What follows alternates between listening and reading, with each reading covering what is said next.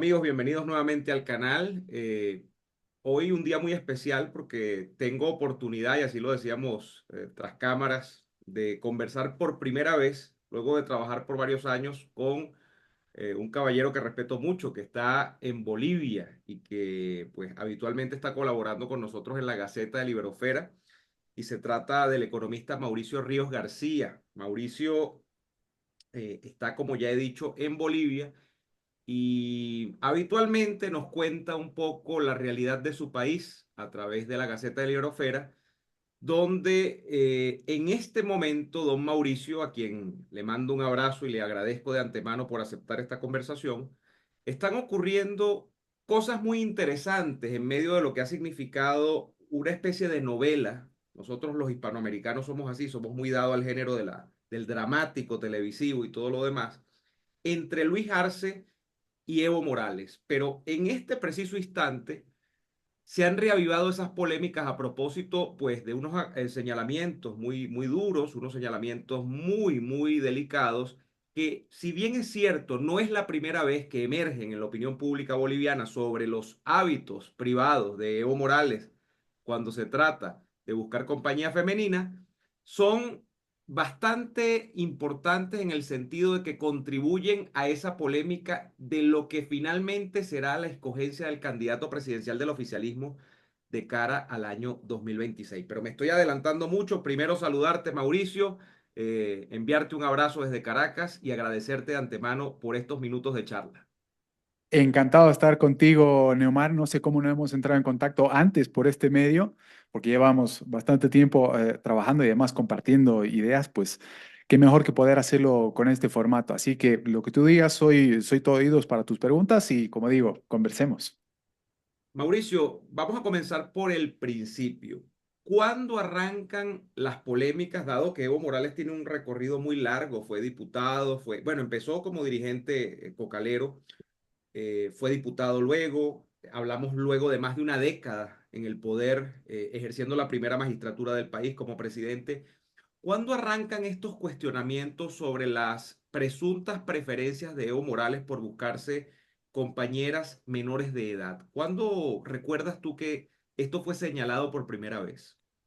Pues de siempre. Los rumores sobre este tipo de prácticas tan poco decorosas de Evo Morales datan de mucho tiempo atrás. Pero como presidente comenzaron a hacer realmente escándalo cuando hubo pruebas y denuncias muy concretas e investigaciones muy sólidas hechas particularmente por el periodista español Alejandro Entrambasaguas en 2020, solamente una vez después de que Evo Morales abandona el poder en 2019. Una vez que renuncia y abandona el poder y huye, primero a México y luego es refugiado en Argentina.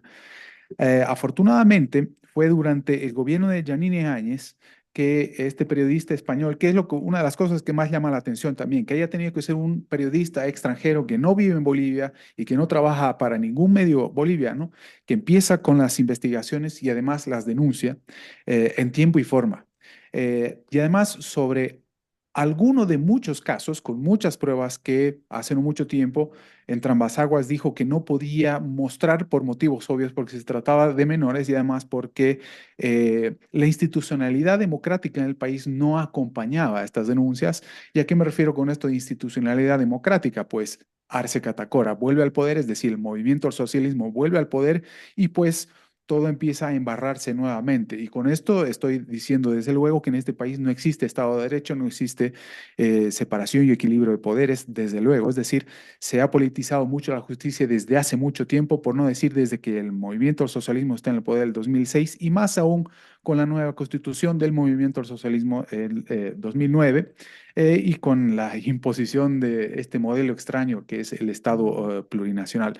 Pero como digo, volviendo al principio, estos rumores de los malos hábitos, por llamarlo elegantemente, de Evo Morales datan de muchísimo tiempo atrás, sino de siempre. No es un hombre de familia, incluso se sabe que Evo Morales podría tener más hijos que los que ya ha reconocido aquí, y los que ya ha reconocido aquí, que son dos ya mayores de edad, una es Evaliz y el otro, si no me equivoco, Álvaro, que lo reconoció cuando era diputado nacional a fines de los 90, pero si no era por recomendación de otros, no asambleístas, sino parlamentarios del oficialismo de ese entonces, de los mal llamados neoliberales de ese entonces, Evo Morales ni siquiera hubiera reconocido a estos dos hijos. Y luego ha tenido que ir reconociendo algunos otros, aunque con mucha más cautela. Es decir, es un depredador. Evo Morales es un depredador y un criminal. Mauricio, y en el caso específico de este último caso, el que estalla, bueno, no digamos estalla, porque creo que este caso ya se había referido con antelación, pero que vuelve a la palestra la semana pasada, cuando se ordena o entiendo que una fiscal ordena que a Evo Morales se le detenga porque se le va a investigar por esta relación con una menor que para aquel entonces de la relación sentimental tenía 16 años, 15 o 16 años, en el departamento de Santa Cruz, si no me equivoco, y que luego esa decisión judicial extrañamente, pues por lo que se ha denunciado fue un conjunto de presiones, es retirada y parece haber una protección orbitando sobre Evo Morales. En este caso en específico, ¿qué es lo que está pasando? Porque, como acabo de decir en la introducción, en Bolivia en este momento ya van varios meses de una disputa abierta por el liderazgo político del oficialismo, donde hay una especie de rifirrafe por manejar la dirección del MAS. Entonces, eh, ¿cómo podemos empatar ese rifirrafe político con la emergencia o la puesta en escena nuevamente de este caso que ya había sido mencionado con antelación? Sí, correcto. Primero, las primeras denuncias que mencionaba con Entramazaguas datan del 2020 y una vez que Arce Catacora asciende al poder, no se vuelve a saber más del asunto. Y no solamente eso, sino que Evo Morales, con todas las denuncias de fraude y abandono de poder, entre varias otras cosas por las que se lo acusa, vuelve a Bolivia, mejor dicho, y no se vuelve a saber más del asunto. Pero conforme pasa el tiempo, no solamente que Arce Catacora comienza a cobrar poder y protagonismo por motivos obvios, porque comienza a probar de las mieles del poder, pero al mismo tiempo la oposición queda muy debilitada, entre otras cosas por casos de corrupción que habría habido, o que hubo, no que habría habido, en el gobierno de Yanine Áñez, luego con el detenimiento de la expresidente constitucional Yanine Áñez y luego varios otros arrestos y persecuciones políticas y demás, incluida la detención ilegal y muy abrupta y violenta del gobernador cruceño Luis Fernando Camacho. Eso hace mucho porque impide que las investigaciones y avances en este sentido, valga la redundancia, avancen. ¿Mm? Eso por un lado es muy importante destacarlo. Conforme pasa el tiempo, insisto, va agravándose la economía, se deteriora de manera considerable. Arce Catacora comienza a tomar decisiones que de otra manera no hubieran sido posibles. Es decir, Arce Catacora realmente cree que la política económica que cuando Evo Morales era presidente y el ministro de Economía realmente funcionan.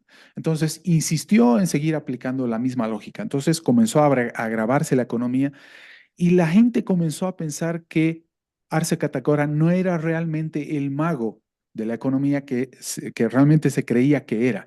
Muchos, propios y extraños, le reconocían o trataban de reconocer ciertas atribuciones que habría tenido Arce Catacora generando cierto milagro económico que habría habido con Evo Morales en la presidencia. Bien, ahí comienzan más o menos las disputas. Y al mismo tiempo, la designación de Evo Morales o la designación de Arce Catacora por parte de Evo Morales como jefe del partido para ser el candidato y no así Choquehuanca, que termina siendo relegado a la vicepresidencia. Ahí empiezan los primeros rifirrafes, como le llamaste.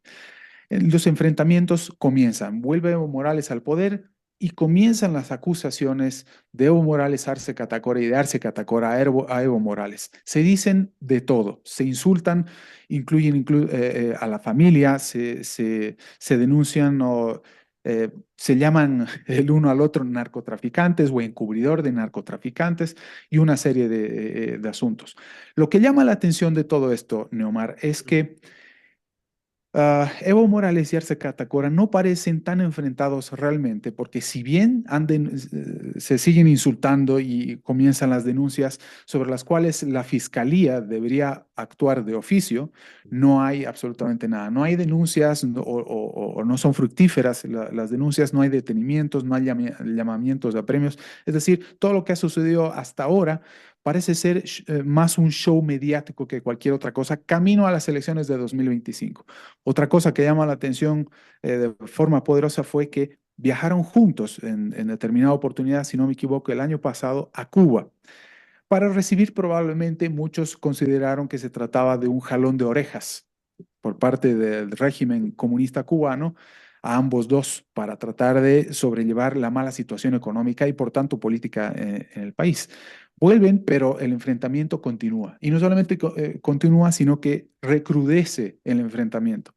Y de un tiempo a esta parte, las denuncias comienzan a tomar un cariz mucho más severo. Eh, las balas que se disparan entre ellos son de cada vez mayor calibre. Pues hemos llegado a este momento en el que las denuncias por estupro, por trata e incluso violación que comenzaron ya en el 2020 fueron reactivadas. Y no solamente que fueron reactivadas, sino que comienzan a aparecer nuevos casos. Y más aún, lo que llama la atención, y con esto termino, es que las denuncias o los mandamientos de aprehensión y demás nunca tienen buen fin. Supuestamente, Evo Morales tendría que presentarse, porque ha sido convocado a presentarse a la fiscalía este jueves. Si no se presentara este jueves, estaría en condición de rebeldía y por lo cual habría que aprenderlo para que declare por las acusaciones que se le hace en casos específicos de trata y estupro, que no solamente se remiten a los de 2020 o a los de la anterior semana, sino que además hay nuevos. Son varias denuncias. Evo Morales dice que lo han llamado 200 abogados para defenderlo de manera gratuita, pero al mismo tiempo eso quiere decir que efectivamente para todo esto tendría que necesitar 200 abogados. Mauricio, pero si a ti te toca hacer una especie de predicción sobre cuál va a ser el destino del oficialismo boliviano, ¿cómo ves tú la balanza de fuerzas del evismo y cómo ves la balanza de fuerzas del arcismo? Es decir, luego de una especie de guerra interna donde pues hubo una convención nacional el año pasado en el movimiento al socialismo, donde creo que en principio fue ganada la convención por el sector de Evo Morales, pero luego hay una decisión. Esto ha sido una confusión incluso para mí para tratar de entenderlo. Quizás tú me lo expliques mejor, pero que hubo una decisión judicial que luego le adjudica al arcismo y luego esto como que queda también echado atrás. Entonces uno no lo tiene muy claro, ¿no? Pero ¿quién tiene más fuerza? Es mi pregunta para prevalecer desde el punto de vista fáctico. Es decir, ¿quién tiene más gente? ¿Quién tiene más apoyos financieros? Quizá vale en este caso el hecho de que el quien esté ejerciendo el poder en primera persona en este momento sea Luis Arce y no Evo Morales. O sea, ha perdido ese poder Evo Morales, quien acaba, por cierto, de protagonizar unas manifestaciones con los ponchos rojos, que son pues, sectores mineros y rurales de la Bolivia profunda, que llegó casi, entiendo, a la entrada de La Paz, entonces llega casi, o entró en La Paz. ¿Cuál es la correlación de fuerzas y quién puede prevalecer al final del camino? Por eso comenzaba la anterior pregunta mencionando a la oposición que ha quedado prácticamente anulada en todo esto. Es muy importante caer en cuenta que la oposición no está sabiendo aprovechar todos estos movimientos, entre otras cosas también porque entiendo que lo importante de verdad es la economía, la crisis económica que es realmente severa y que va agravándose conforme pasan las semanas, si no acaso días. La gente realmente no puede retirar dólares del sistema bancario y financiero, sus propios depósitos, sus ahorros de largo plazo, y al mismo tiempo es cada vez más difícil encontrar combustibles, sobre todo para el agroproductivo cruceño, ¿no? Agropecuario productivo cruceño o en todo el oriente del país y al mismo tiempo el otro poro de crecimiento que es el Alto en La Paz. Bien, dicho esto, ¿quién tiene más fuerza? Pues no se sabe exactamente. Justamente lo que viene haciendo Evo Morales o que vienen haciendo con Arce Catacora es pronunciarse para ver quién tiene más fuerza. Es el tire y afloje. Lo que llama la atención, yo apuesto a decir, es que esto se trata de un show en el que el movimiento al socialismo ha sabido, porque siempre lo ha hecho de esta forma, ha sabido elegir su enemigo. el enemigo más cómodo, desde luego. Siempre lo he hecho así. Si hubiera de repente alguien suficientemente fuerte en la oposición, lo anula, pero inmediatamente. Y es justamente lo que ha sucedido con Luis Fernando Camacho, el gobernador cruceño, hace ya casi un par de años, ¿no? Que se lo detuvo en días entre Navidad y Año Nuevo y que nadie se dio cuenta. Fue un descuido también por parte de seguridad del gobernador cruceño, pero que se sabía que iba a suceder. Y lo que llama la atención en todo esto es cómo puede ser que teniendo Arce Catacora todo el poder del Estado en sus manos, manda a detener a Evo Morales, probablemente, pero nunca lo terminan deteniendo, nunca se sabe dónde está exactamente y al mismo tiempo Evo Morales amenaza y manda a sus huestes a amenazar con imágenes o videos de personas o simpatizantes, cuando no miembros propiamente del movimiento al socialismo, armados, diciendo que si lo tocan va a haber convulsión en el país. Imagínate a qué hemos llegado y no hay detenidos, no hay absolutamente nada. Veremos realmente si esto tiene futuro y si este enfrentamiento es real o no. Arce Catacora tendría que tener el poder porque es el presidente del Estado plurinacional y sin embargo el poder político lo sigue teniendo Evo Morales porque es prácticamente el dueño del movimiento al socialismo. Si acaso, corren los rumores también, el movimiento al socialismo no aceptara que Arce Catacora fuera el candidato para las elecciones de agosto del 2025 y fuera, en cambio, Evo Morales, Arce Catacora se presentaría a las elecciones con el Partido Socialista 1, el PS1, de cuyo líder siempre se ha manifestado como gran admirador, Marcelo Quiroga Santa Cruz. Entonces, no se sabe exactamente, pero fíjate tú, sea o no real el enfrentamiento que existe entre Arce Catacora y Evo Morales, el resultado sigue siendo el mismo. Seguimos teniendo un régimen eh, eh, socialista que ha terminado con el Estado de Derecho, asunto que se seguiría manteniendo, pero además la crisis económica seguiría extendiéndose. Sería interesante que ver quién fuera presidente para ver cómo asume el desafío de la crisis económica. No les importa necesariamente. Fíjate tú, Maduro, en Venezuela, una crisis económica tan extendida, profunda, tan severa y aún así se mantienen en el poder. A eso me refiero con que no necesariamente es lo más importante saber si este enfrentamiento es real, sino si se va a mantener o no este régimen en el poder conforme pasa el tiempo y qué va a hacer la oposición al respecto. Esa última palabra es clave, don Mauricio, y es el papel de la oposición, cosa que pasa también en Venezuela, que creo que en Bolivia replica un poco el modelo en torno a dos cosas. En Bolivia ocurre que ha habido cierta oposición acomodaticia o cohabitante con respecto al sistema, y hay una oposición un poco más decidida que ha sido absolutamente reprimida, encarcelada. Pues ahí hay dos testimonios que no más hay que mencionarlo, la expresidente Yanine Áñez y el gobernador Luis Fernando Camacho. ¿Cuál es el escenario actual? Tú has mencionado mucho tu preocupación, lo he visto en tus artículos, Mauricio, que de la oposición. O sea, yo no logro identificar actualmente a un personaje de la oposición que uno pueda pensar que tiene alcance nacional en Bolivia, más allá de algunos departamentos o de algunas localidades en específico. Y por favor agradecería que tú me digas si despunta alguna personalidad de cara a plantear una candidatura alternativa el año próximo frente al movimiento del socialismo. Los hay y lamentablemente los hay varios. Probablemente el escenario para el próximo año, las elecciones de agosto del 2025, sea muy similar al que estamos viendo ahora mismo en el Perú. No sé si con 50 partidos y casi 50 candidatos, pero sí hay y los hay demasiados. Hay alguna parte de la oposición que está haciendo mucho esfuerzo por tratar de presentar un candidato que represente la unidad de la oposición, pero al mismo tiempo hay muchos incentivos por candidatos tradicionales que todo el mundo conoce muy bien acá para no obedecer a esa unidad. Esa unidad probablemente no es necesariamente mi tesis, esa unidad probablemente hubiera sido la que hubiera permitido a la oposición ganar a Evo Morales si acaso no hacía fraude el 2019 y fue altamente cuestionado. Y fue uno de los motivos por los cuales Luis Fernando Camacho fue fustigado, pero implacablemente. Ujú. Luego terminó lanzándose como candidato a la gobernación y ganó, pero arrolladoramente.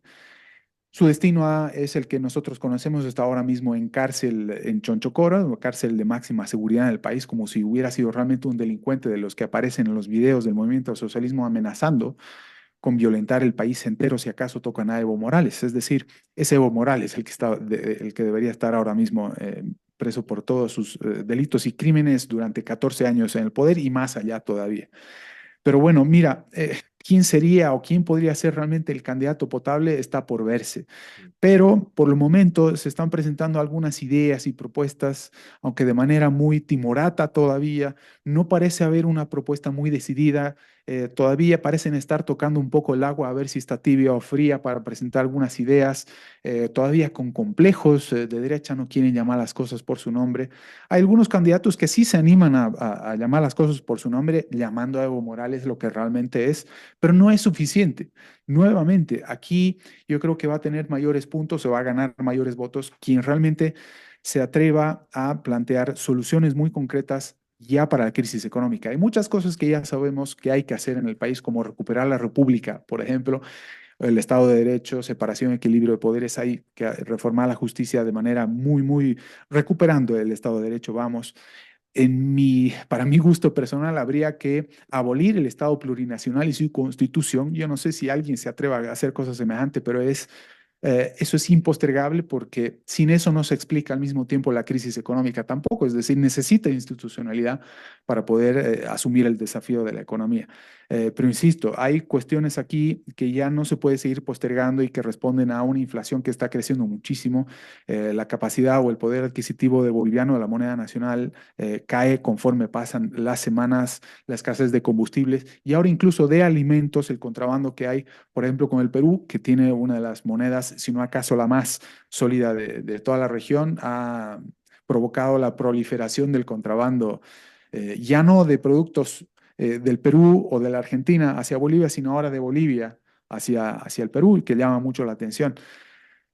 Pero vamos, falta muchísimo de diagnóstico en la economía que no se remite solamente a lo fiscal, que es en lo que si acaso fuera poco, ¿no? Lo fiscal es realmente un serio problema. Tenemos un déficit fiscal de dos dígitos, de casi el 12%, pero también hay que saber ver lo monetario. A mí me llama la atención, y con esto termino también, cómo es que no están observando de manera más precisa y cercana lo que está haciendo Javier Milei en la Argentina, que es extraordinario. Está logrando vencer la inflación y al mismo tiempo está logrando vencer a lo que él llama la casta, recortando el gasto público de manera decidida en casi 30 puntos del Producto Interno Bruto.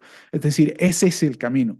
Tal vez hay otras formas, tal vez los candidatos encontrarán su manera, pero que las medidas deben ser muy similares, si no acaso las mismas que las de Milei en Argentina, pues no cabe duda. Ojalá hubiera algún candidato así, pero de eso no hay absolutamente nada o muy poco.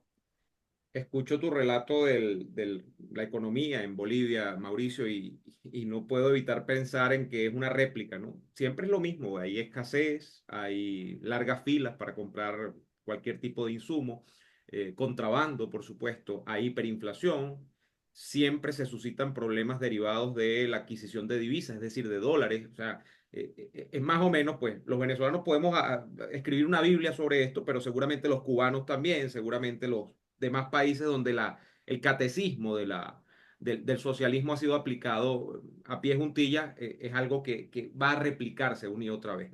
Finalmente, Mauricio, yo quisiera cifrar la mirada sobre el tema internacional y lo que representa Evo Morales a nivel internacional y digamos, los intereses que hay en torno a proteger su figura como un liderazgo que en su momento, yo recuerdo cuando Evo Morales ascendió al poder, por cierto, muy apalancado por Chávez, o sea, Evo Morales se convirtió auténticamente, yo diría, en uno de los principales protegidos de Chávez en la región, y eso está acreditado incluso en temas de financiamiento.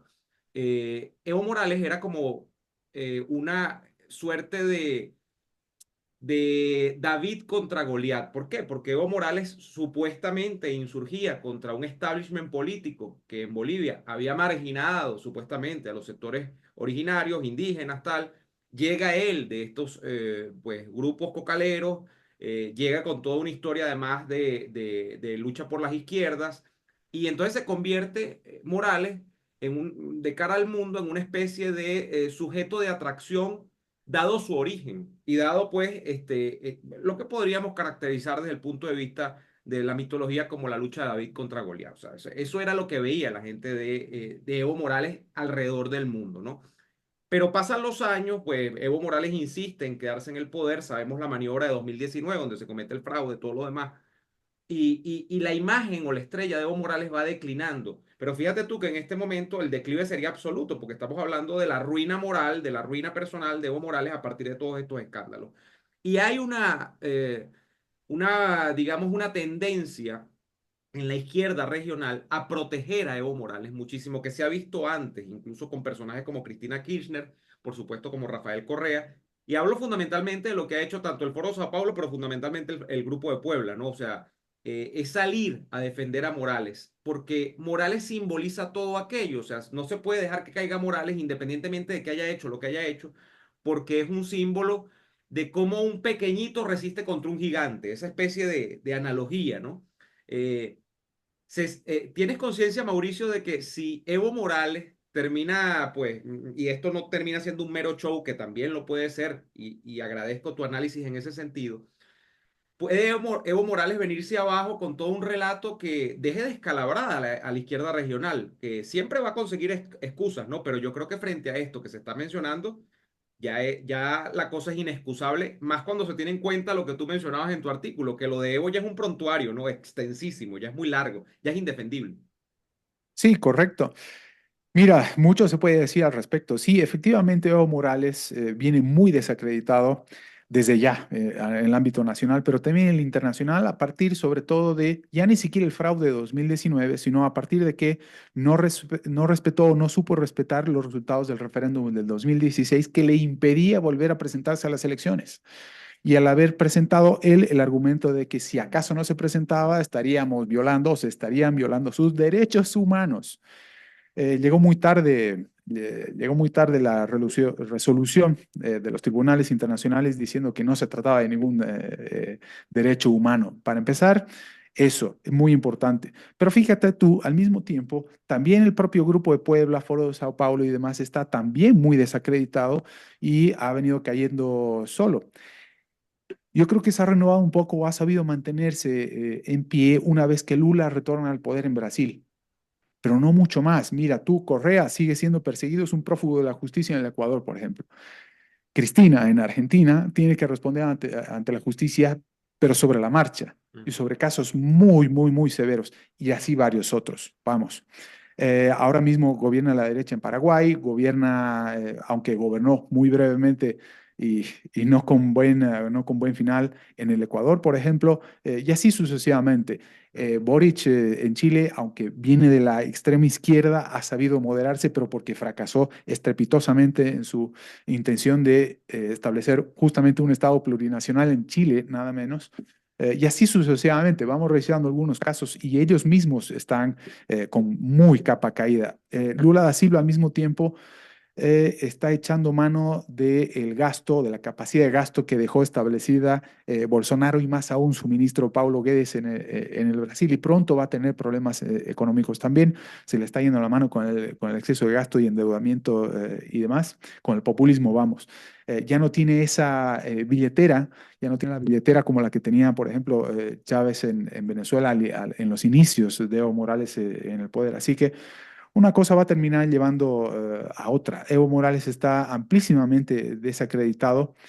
Muchos aquí en Bolivia lo consideran un difunto político y yo digo que no. No hay que subestimar nunca a nadie en la izquierda. Y aquí puede suceder absolutamente todo. Como digo, puede o no ser un show esto, el enfrentamiento entre Arce y Evo Morales. Tienen todo el poder todavía y no hay que olvidarse de eso. Insisto en mencionar la cantidad de tiempo que lleva ya no solamente el régimen de Maduro en Venezuela, sino el comunista en Cuba.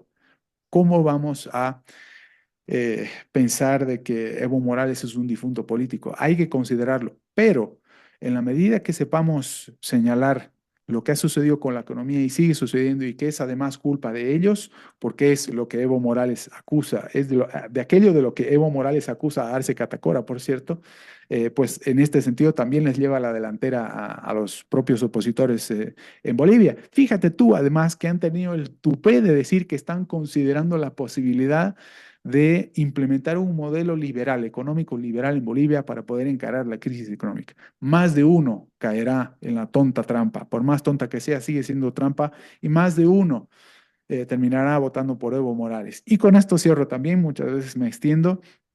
hay mucha gente que tú no te imaginarías por el nivel de instrucción que tiene, conocimiento, que tú supondrías que no podría caer en este tipo de trampas tan infantiles. Hay mucha gente todavía que cree que Evo Morales, mientras estuvo en el poder, realmente provocó el milagro económico del que todo el mundo habló durante tanto tiempo y que se haría mejor no más que vuelva al poder, porque, entre otras cosas, lo que haría es hacer aparecer los dólares desde el Chapare para que se recuperen las reservas del Banco Central y finalmente volvamos al tipo de cambio tan que habría generado estabilidad y al mismo tiempo auge. En fin, es eso, es ese más o menos el escenario. Es tan complicado, yo no tengo que contarle nada nuevo a ningún venezolano, sobre todo, sabe muchísimo más que nosotros, todo lo que está sucediendo en Bolivia.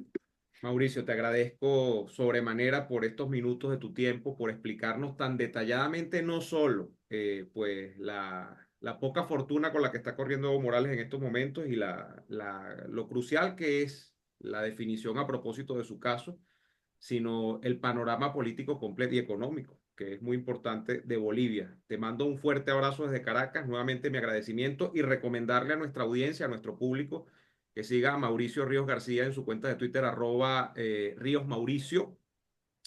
No sé si quieres dar alguna otra seña sobre tu trabajo, porque tú haces de todo, Mauricio. Tú tienes allí, tu tema económico es amplio. Sí, sí, absolutamente, ¿no? Con eso es más que suficiente, es mi principal red social, así que con eso es más que suficiente y te agradezco, por cierto, por mencionar. Bueno, muchísimas gracias, Mauricio. Fuerte abrazo. Nosotros, amigos, nos veremos en una próxima emisión. Recuerden darle like a este video para que el algoritmo de YouTube nos trate con benevolencia y lo vean muchísimas más personas. Suscribirse al canal, dejarnos un comentario siempre es agradecido. En este caso, nos vemos en una próxima oportunidad. Hasta entonces.